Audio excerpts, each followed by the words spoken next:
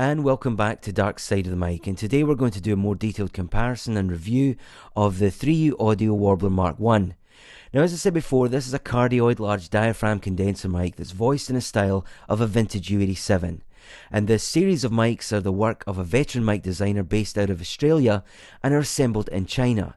But they don't use any stock OEM Chinese parts, but rather they're designed from the ground up using the very best components. So we're talking a built-to-spec capsule, Dale resistors, WEMA capacitors, and a custom wound vintage transformer. And in this case you get all that for £235 delivered to the UK. But you can't buy these mics from any shops, you have to email the maker directly or buy through his eBay store where he lists them. And for those of you that are interested, this is what it looks like on the inside of my mic. Now, I'm not going to pretend to tell you what any of this is doing, but there's no surface mount components here that you get in a lot of modern mics, and this is not dissimilar circuitry to what you'd find in an actual U87 or many of those vintage U87 clone mics that you get from boutique manufacturers, and those obviously cost a lot more than what this does. The mic itself is packing a lot of weight as well. It feels really very expensive in your hand and really very heavy duty. Around the back there's a 120Hz roll-off switch and a negative 10 dB pad switch, and it also quotes a self-noise of 15 dBA. Now, like everyone, I wish we had a vintage U87 to compare with here, if only. But we should remember that mic is a multi-pattern condenser with omni-cardioid and bidirectional polar patterns and responses. The Warbler, by contrast, is cardioid only, but it does have a 3-voice setting switch, and each one adds a larger roll-off to the high end. So V1, which is what I'm on at the moment, would be the brightest with the most air, and V2 and V3 get gradually darker. But let's go through those options now and try and demonstrate that. With V2 engaged in, it's a very subtle difference, but you can hear a little bit less air and sparkle. And while I don't think any voicing setting here is bad for sibilance at all, it does mean you can EQ the core sound at the point of recording, so it's useful for a range of voices. And as we move over to V3 now, it kind of reminds me a little bit of the SM7B.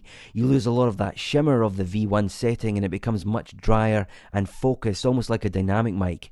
So this might be the one to go for on especially bright voices.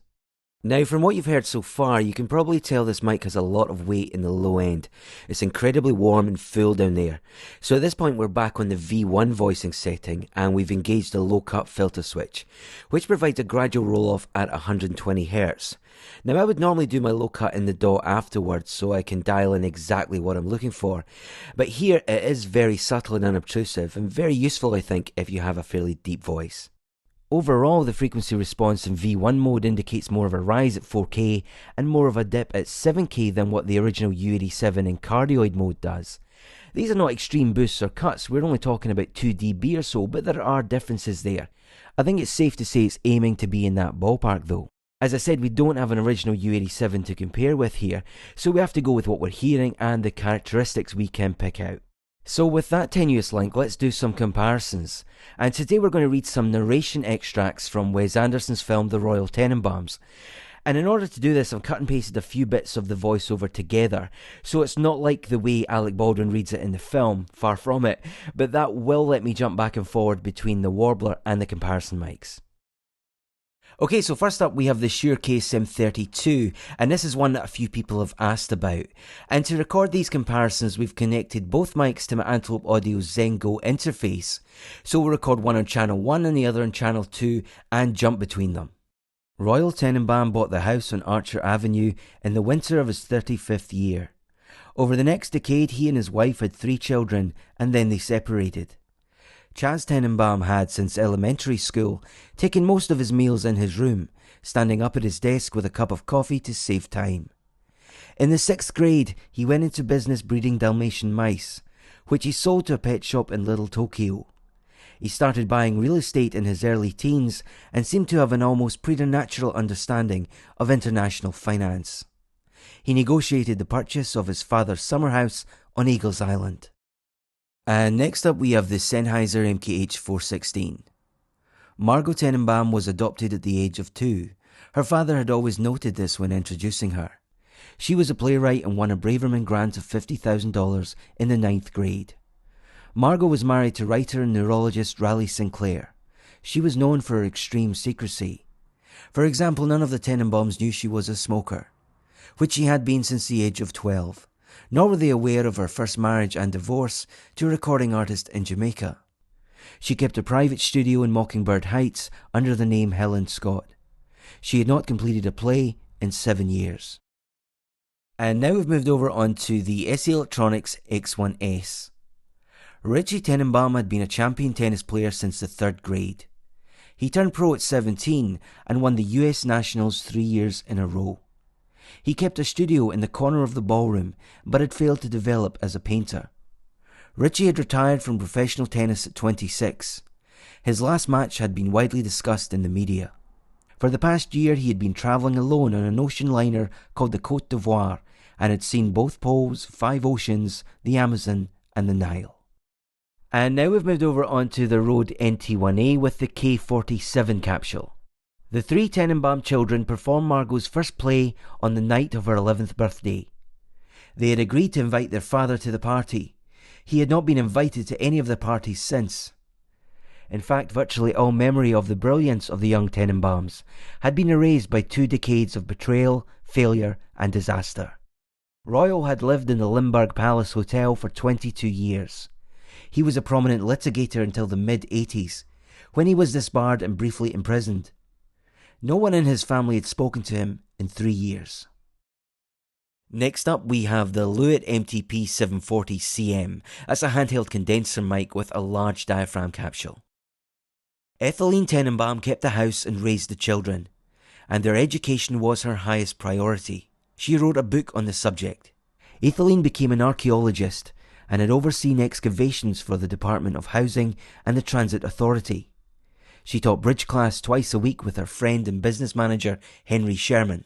Since her separation from her husband, she had had many suitors, but had not considered a single one until this moment. And finally we've moved over onto the Shure SM7B, and for this comparison we've put the Warbler into the V3 mode, which is the darkest setting. Royal had a heart attack at the age of 68. Chaz rode with him in the ambulance and was the only witness to his father's death. In his will, he stipulated that his funeral take place at dusk. Among the few possessions he left to his heirs was a set of Encyclopaedia Britannica in storage at the Limburg Palace Hotel, under the names Ari and Uzi Tenenbaum. No one spoke at the funeral and Father Peterson's leg had not yet mended, but it was agreed among them that Royal would have found the event to be most satisfactory. And with that, let's move on to some final thoughts then. To me, the Warbler seems to take the smooth softness we hear in the high end of the KSM32 and combines that with the muscular robustness, if you like, that we hear in the low end of the 416. I think if you were to add a very mild low cut to the Warbler, you could probably match the KSM32 almost identically. And similarly, if you were to add a tad more presence in the high end, you'd get very close to that 416. But even in some of the transitions there, it was almost seamless as we switched between those mics. It doesn't have the modern presence that's so popular these days, so this might not be everyone's cup of tea. It's emulating that vintage sound that prioritises the warm and the smooth with just a whisper of shimmer over extreme brightness or extreme clarity. But for me, that's just what I really like. Now, these mics are not sold through any marketing, Facebook, Twitter, YouTube or any paid promo magazine reviews, but rather word of mouth through end users who've actually bought them. And in that sense, it's worth signposting you to what has become, I think, the seminal thread on these mics on the Gearspace forum. I'll put links in the description for this, but if you search for affordable LDC microphone with multiple voicings, you'll find a thread that dates back to 2015 and the experiences of actual audio producers and engineers who gave these mics a go when they first appeared. The thread itself really serves to document the journey and development of these mics, and I think you'll find a collective level of honesty there that you won't find anywhere else. So to conclude then, I think we return to this idea of value.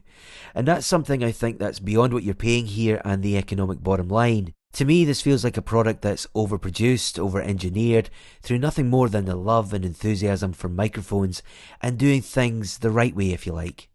And if we're honest, in this world, I think that's quite unusual. Okay, that's all I've got for this week. Let me know what you think, but do take care, and we'll see you next time.